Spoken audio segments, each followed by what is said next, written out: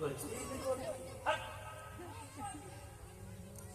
ওই কোটি আলাদা, ওটা কয় ওকার কয় হস্যই কোটি, আর আমি যেটা বলছি ক কয় হস্যই কোটি। কোটি মানে কোমর, আর ঘটি মানে বাবারা মানে করো না। এখানে কোটা প্রাইমারি স্কুল ভর্তি আছে, ভর্তি করতে যাবো। তোমাদের ঘটি মানে কি বাবারা? ঘটি মানে কি? ধুতি নয়, ধুতির উপরে যে উড়ানিটা কষে বেঁধে নেওয়া থাকে সেইটা হচ্ছে ধুতি। দেখুন কৃষ্ণের ছবিতে দেখবেন ওইটা হলুদ, মানে ধুতির উপরে একটা লাল ধরনের কাপড় বাঁধা রয়েছে, ওইটাকে ধুতি বলে।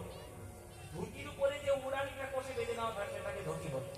তাহলে আঁকি আসে ঘটি মানে কোমর আঁকার পর, হ্যাঁ, বাঁধিল সে ধুতি। ধুতি মানে কাপড়টা, কাপড়ের টুকরো হয়ে গেল। তাহলে নাভি সরোবর আঁকা হয়ে গেল।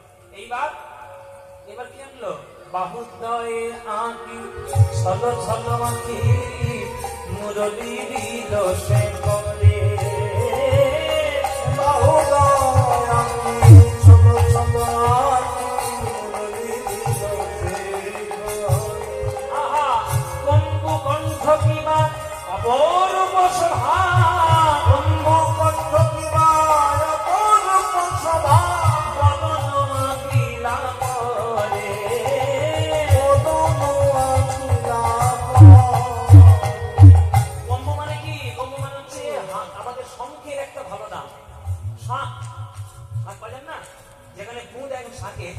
শাকের যেখানে দেখবেন ফুল আর এখানে গোল গোল ভাগ ভাগ দাগ থাকে, ওই দাগটা গোবিন্দের গলায় ছিল, তাই শাকের সঙ্গে তুলনা।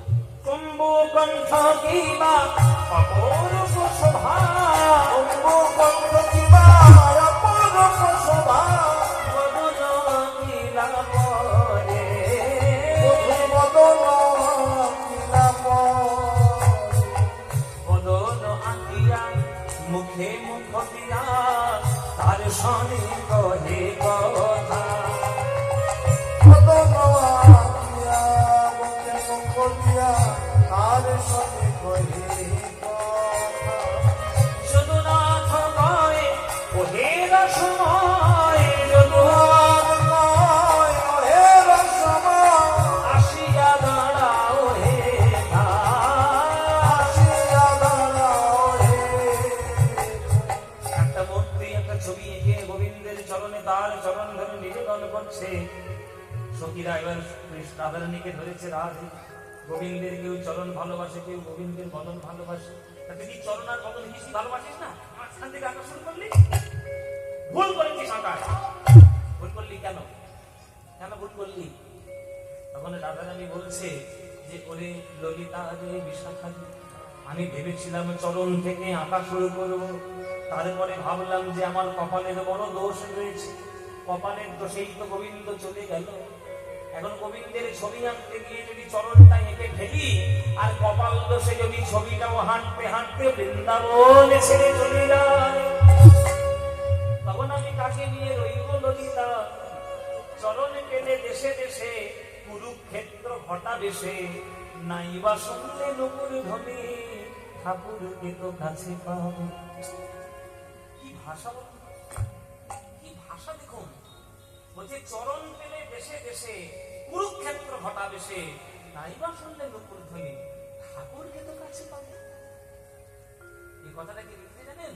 নজরুল ইসলাম। নজরুল ইসলাম ভাবতে পারেন? এই হচ্ছে বাংলা। একটা মুসলমান হয়ে যে কথাটা লিখে দিয়ে গেছে, একটা বৈষ্ণব কখনো কল্পনা করতে পারে না। কৃষ্ণের চরণটা রাধারানী আঁকা বাদ দিয়েছে। ভক্তরা জিজ্ঞেস করছে চরণটা দিলেন না কেন? চরণ তো আপনি সব থেকে বেশি ধরতেন।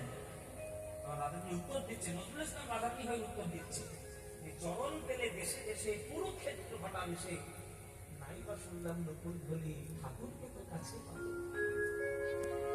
এই দর্শন আমার বলতে গিয়ে গায়ে কাটা দেয়। আপনারা ভক্তরা শুনছেন, আপনারা কি ইচ্ছা করে জানি না, এসব উপলব্ধির ব্যাপার।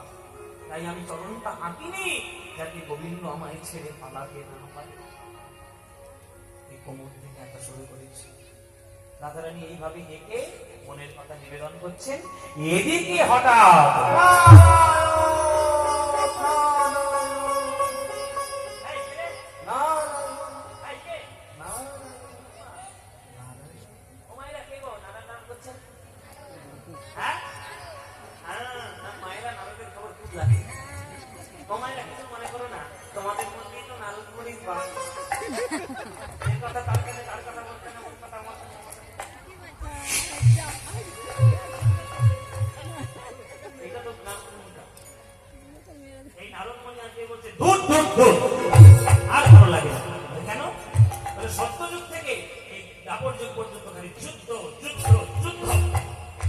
সত্য যুগে দেখলাম দেবাসুর সংগ্রাম, ত্রেতা যুগে দেখলাম রাম রাবণের যুদ্ধ, দ্বাপর যুগে দেখলাম কৌরব পাণ্ডবদের যুদ্ধ।